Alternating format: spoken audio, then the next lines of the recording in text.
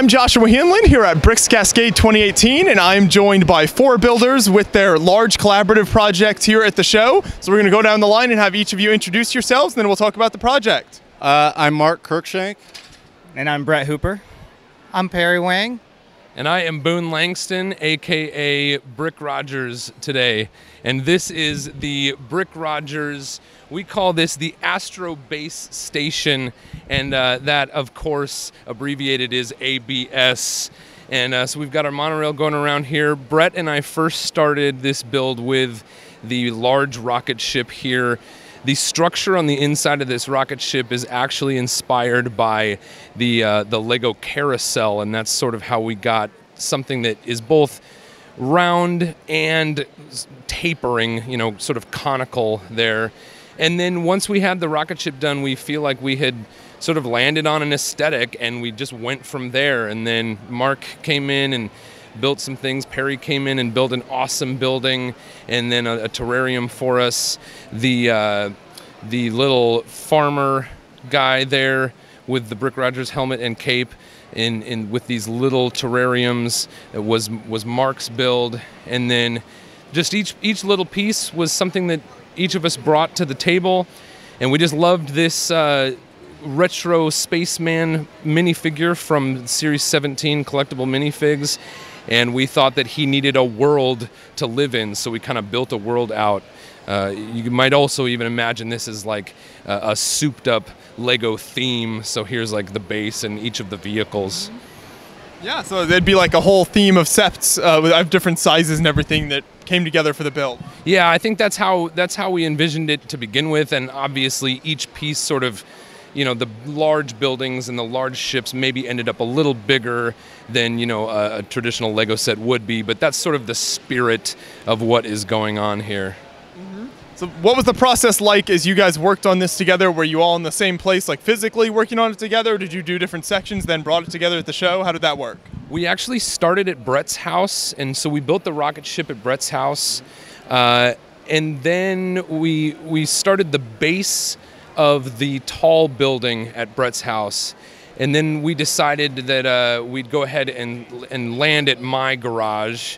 So I built a table just for this build at my garage, and from then on we sort of built upon what was happening at my garage. But Perry built his buildings at his house and then brought them out. You know, Mark and Brett continued to build their little vehicles and whatnot at their own houses, and then we just sort of kept collecting at my house until it was done.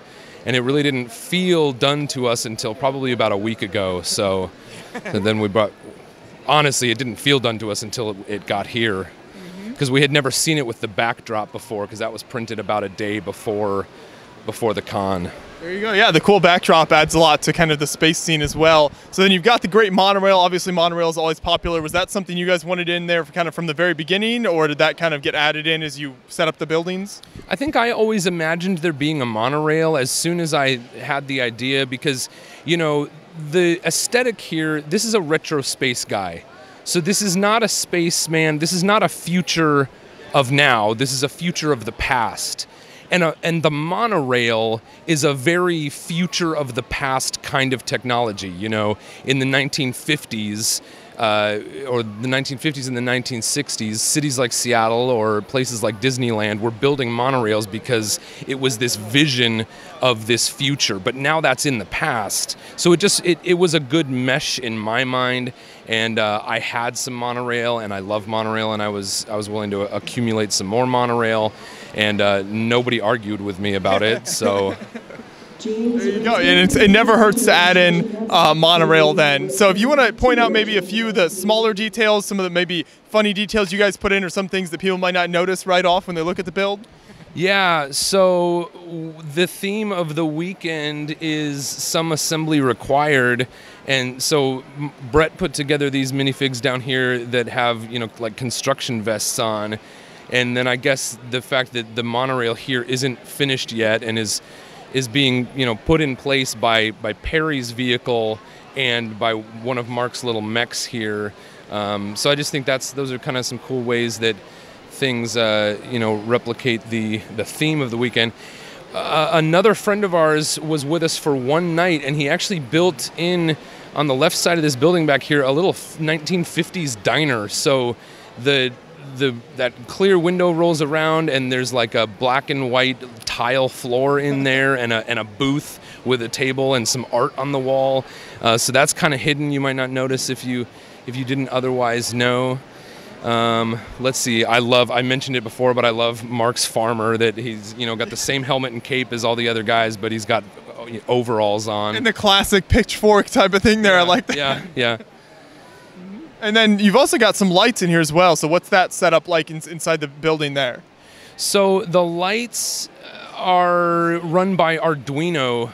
So there's an Arduino board back behind that backdrop.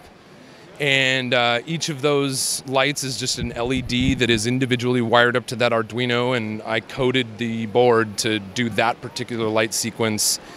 And it could be expanded, to do different things. Now that it's all wired up, I wrote one code for this show, and now that it's all done, it's really easy to go and recode it to do different things. So it could do that for a while and then like flash, or they could all be off for a while and then come on. So we've got options for the future of what that could look like. And there are a couple minifigs in that building if you look closely. Well, it's a great layout here. Do you guys have plans to expand on this in the future and add more buildings or kind of modules to it? Well, I think one of the things I would like to do next is get the ground completely terrained out so that you can't really see the gaps between the base plates. In my mind, that would be like the next thing that would be really great to do with this, just to make, and maybe a little bit of a similar stylistic stuff with the mountainous areas back there. But yeah, I don't know. I think, what do you think, Brett? Are we going to build more Brick Rogers? We shall see. So obviously Boone does not dress this way all of the time. He came up with this. Was it the night before the con? Oh man, okay, well I'll talk about this a little bit. So the Raygun, so I built, the night before setup, I built I attempted a scale replica of the minifig accessory. So I built that the night before setup. And then the day of setup, I realized there wasn't a whole lot of cosplay stuff, and I thought on my way home, I was like, well, I just need to make a costume. So I went home and I sewed up the cape and put together a helmet, and came back the next day dressed as Brick Rogers. So we'll see. We'll see if we have more Brick Rogers in our future. I definitely love the aesthetic. I could see doing more. I would love to do this rocket ship, but in like a much larger scale. I have no idea how we would tackle that, but I think it would definitely be a worthwhile endeavor. Well, the costume adds a lot to it as well, and I want to make sure we also mention the award you guys got, which is very cool. So I think that's the Friendship Award. What was that for?